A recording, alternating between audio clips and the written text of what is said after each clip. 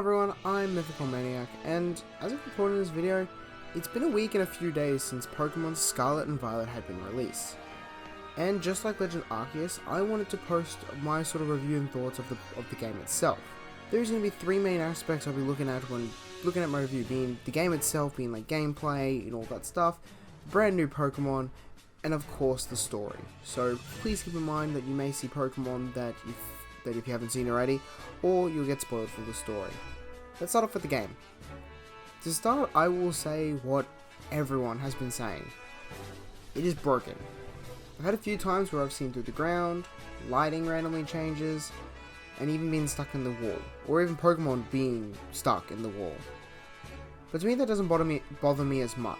I don't really play Pokemon for the graphics, I'd rather play for the Pokemon and the story, as I love that part of it, and especially the lore with Pokemon. But of course, yes, it is broken. However, having an open world in Pokemon is something that I think is incredible. I caught myself running from one place to another, just wondering, hey, what's up this hill? Or, wonder what Pokemon would be here? Or, just ignoring what I was meant to go and just traveling throughout the Pokemon world. And honestly, I think that's a great step. That's exactly what Pokemon should be. Exploring the world and discovering brand new Pokemon. An issue with that though is we've been told throughout the whole game when it was being released, as well as even in the first couple seconds of the game, there is no path, you can choose however you want. Although there clearly was a path set up on how you're meant to be doing it. This is because of the wild Pokemon, they are that certain level for each different place you go to. For example, beginning of the game when you have to either pick to go with Arven to do the Titans or do the first gym leader with Nemona, I wanted to go with Arven. I thought his story sounded more interesting and wanted to go there, but found myself having to go back towards the Nemona trial to battle the gym leader as I was extremely underleveled. Another issue is of course having the fact that you have to get Koraidon or Miraidon to level up just to allow you to travel through the different places of the region is a bit of annoying. There are some places that I wanted to go, but I just couldn't because I couldn't climb up this wall yet, or jump over the water, and there's places that I felt like I was cheesing by being able to leap over it, when I feel like I should have waited till I had the climbing ability. One other issue, which I think I've seen a lot of people complaining about, is the fact that there is no indicator for shiny Pokemon, being that we probably missed a bunch of them. And one other thing I found, extremely small Pokemon.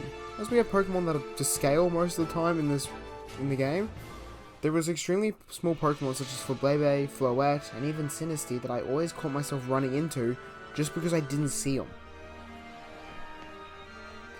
Next I want to talk about is the 107 or 105, I don't really know which one it is, brand new Pokemon in Scarlet and Violet. To begin, I like a lot of the new Pokemon, and there is a lot that I really love in the game. My new favorite Pokemon being Mabostiff, probably saying that name wrong, but I actually call myself using it more than my starter. But there is one downside to these Pokemon. It's not a huge downside, and I think I'll grow to love them anyway.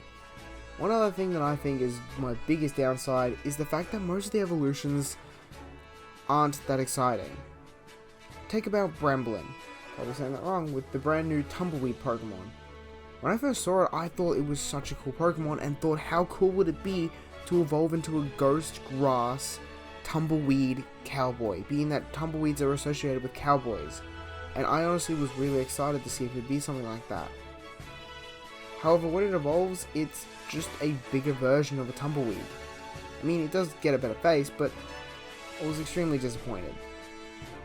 Again, this doesn't mean there's not any cool Pokemon. Take Mabostiff, or Rapscar, or Tinkaton, or even the convergent evolutions such as Toedscruel or Toedscool, Wiglet, Wugtrio, or even Palafin or Finizen. A lot of these Pokemon are really cool, and I was so excited to see them. Another great thing about these Pokemon in the game is their textures. Like, I'm in love with these textures, and I really want to see these continue. Seeing that the metal of Magnemite, shining from one place, I could see it even before I get there. Same with Fortress. Or even seeing the fur covered in Pikachu or Rockruff, and even the rough textures on the rock Pokemon. I love to see all the Pokemon interacting with each other, and honestly, I would love to see more of a game like this, seeing Pokemon interact with each other and seeing their textures. This part will contain the most spoilers, so please click away now if you don't want to get spoiled with the rest of the story. To begin, having the school focus of the story, I don't think is actually a bad idea. This is able to create it to have the 3 stories, and the 3 stories I was a little worried at first being, are they not going to be as fleshed out? However, these stories are great. They share off the characters' backstories, all 3 of the characters and the 3 main backstories. I mean, it made me feel more connected to the characters rather than Hop or even Hal from Sun and Moon and Sword and Shield. I felt like these characters could actually be my friends when playing. With Nimona, the story about her wanting someone to challenge her and actually be stronger, we come along and she's just excited that we are succeeding. I thought that was really cool. It made her seem like we were welcome into the school and she was actually willing to watch us become a strong trainer. With the Team Star, learning about all the backstory and how that Clive, was so worried about the students and that he wanted to actually make them succeed. And the fact that Penny even cared. This sort of connection made me really enjoy the stories. It made me feel like each of these NPCs that we thought were just characters felt more personal and more character to them. And finally, Arven's story, having that heartwarming where he was a little bit of a mean guy at the beginning, but when we find out that he really just wanted friends and also to heal and help his Mabostiff, I even teared up. I really liked that story with him, and it made me feel like the story was connected, all 3 of them in the same way, especially when we get to this post-game.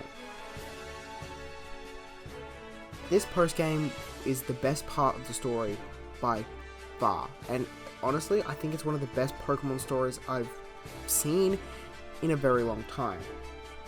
Most things with Pokemon, I love learning about the lore and how the Pokemon interact with the Pokemon world. And the fact of learning about these paradox Pokemon, and Pokemon coming from the past or future depending on Scarlet or Violet, that because the professor built a time machine, the fact that also the professor has sadly passed away in this game, it made it seem more grown up.